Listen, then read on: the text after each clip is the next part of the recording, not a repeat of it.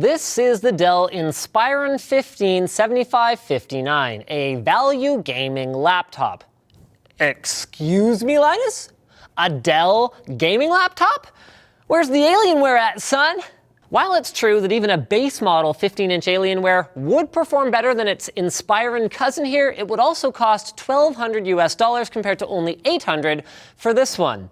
So let's find out how much portable gaming machine you can get for $800.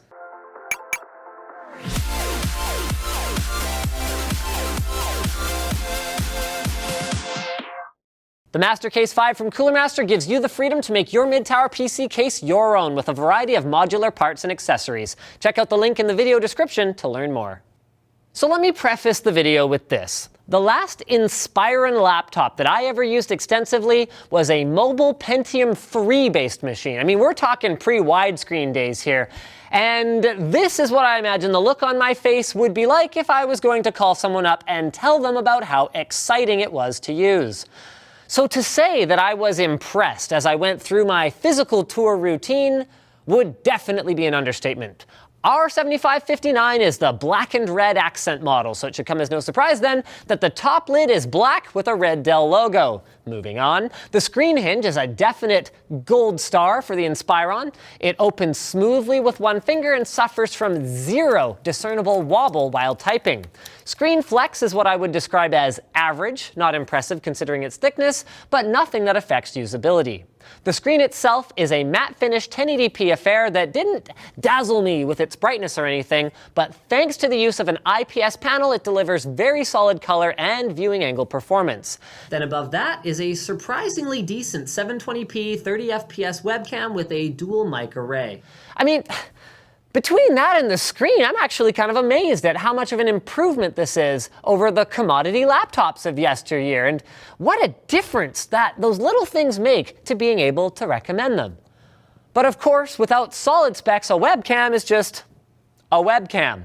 So first is I/O. On the right is a gigabit Ethernet jack, an HDMI 1.4a output, a super speed USB 3 5 gigabit port, and an SD card reader. On the left is a headphone microphone combo jack, two more USB 3 ports, a red accented exhaust vent, and the power input. Which leads us to the internal guts. We've got a base model here with a Core i5 6300HQ non-hyper-threaded 2.3 to 3.2 gigahertz quad-core, 8 gigs of single-channel RAM, more on this later, a 1 terabyte hard drive with a built-in 8 gig SSD cache, a whopping 74 watt-hour battery rated at just under 10 hours on our config, AC Wi-Fi, and the thing that really made the Inspiron 7559 catch my eye, because Lord knows it wasn't the name, a GTX 960M 4GB video card. Now to be clear, the 960M is still not a top-tier gaming GPU, even for mobile. I mean, for context, a 970M is 60 to 70% faster. But my satisfaction with this GPU is also not random. Compared to previous value gaming offerings from tier 1 manufacturers like Dell, Acer, or Lenovo that would have like X40 or X50 class GPUs if you're lucky, this is a huge step forward. I mean, in terms of performance at the 7559's native 1080p resolution, Tomb Raider 2013 and Crysis 3 run in a manner that I would describe as playable, at settings that would have been previously unthinkable and that I'd consider a reasonable experience in last-gen AAA games. Then, I mean, if you were to only play, free-to-play games like League of Legends or even, less graphically demanding paid games like Counter-Strike Global Offensive, you might start to question why you would even need anything more. And that's a good question that leads me pretty well into my next, negative and positive things about this machine. From a bummer standpoint, the GPU, like the vast majority of laptops, is not upgradable in any way, even from the factory. So if you're a pure gamer, an $800 desktop will still serve you better.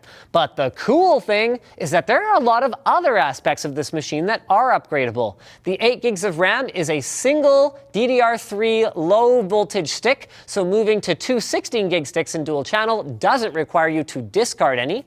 There is an M.2 slot for a boot SSD to go along with your 2.5-inch hard drive, so with a couple of inexpensive aftermarket upgrades that can be performed with a Phillips head screwdriver in about 5 minutes, thanks to the thoughtful single self-retaining screw design on the bottom plate.